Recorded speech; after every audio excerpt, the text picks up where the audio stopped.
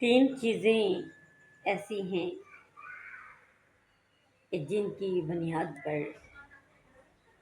انسان زندگی بسر کرتا ہے، اور ان تین چیزوں کی وجہ سے انسان فرشتوں سے فی افضل کہلاتا ہے اور شیطان سے بدتر بھی کہلاتا ہے۔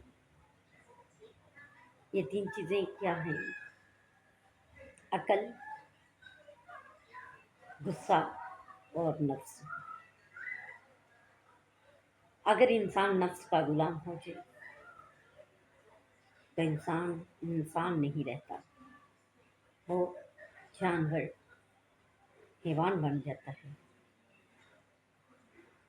اگر غصہ انسان پر حاوی ہو جائے تو غصہ بھی عقل کو کھا جاتا ہے، انسان شیطان سے بھی بدتر بن جاتا ہے۔ وہ غصے میں ایسے فیصلے کر بیٹھتا ہے کہ جس کا انجام صرف اور صرف تباہی ہوتا ہے۔ اور اگر عقل غصے اور نفس پر قابو پا لے، عقل غصے اور نفس کو اپنا غلام بنا لے، تو عقل شعور ایسی نعمت ہے کہ اس کی بنیاد پر انسان فرشتوں سے بھی افضل بن جاتا ہے۔ یہی عقل تھی، یہی شعور تھا، یہی علم تھا جس کی وجہ سے حضرت آدم علیہ السلام کو فرشتوں سے اللہ تعالیٰ نے سجدہ کروایا۔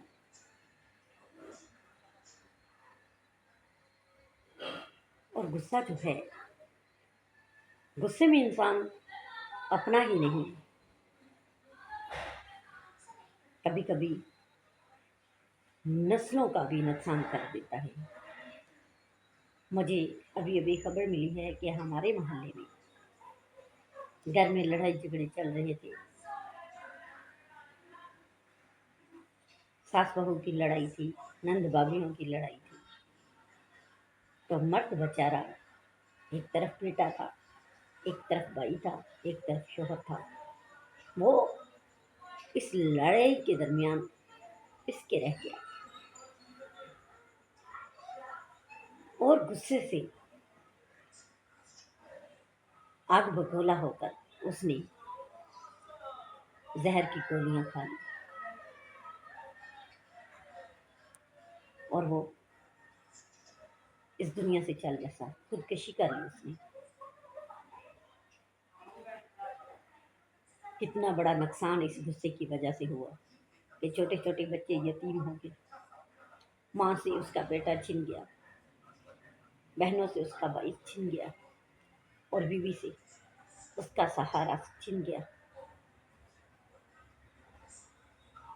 تو غصے پہ قابو پانا چاہیے، کوشش کریں، یہ انسان کے اپنے اختیار میں ہے، کوشش کریں کہ انسان نفس اور غصے کا غلام نہ بنے۔ درگزر جو ہے نا، بہت بڑی نعمت ہے۔ اگر درگزر سے مسئلہ حل ہو سکتا ہے تو پھر غصے کا سہارا نہیں لینا چاہیے۔ اللہ پاک ہمیں توفیق عطا فرمائے کہ ہم صبر کر سکیں۔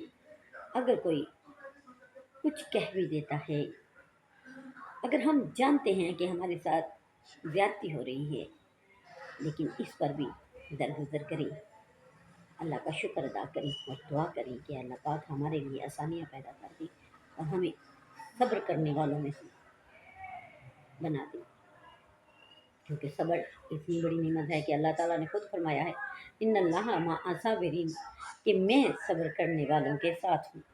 اور جب اللہ کی ذات ہمارے ساتھ ہو اس صبر کی وجہ سے، تو ہمیں اور کیا چاہیے؟ ہاں، یہ مشکل ہے، جو صبر کرتا ہے وہ خود پہ جبر کرتا ہے، جو خود پہ جبر نہیں کر سکتا وہ صبر نہیں کر سکتا۔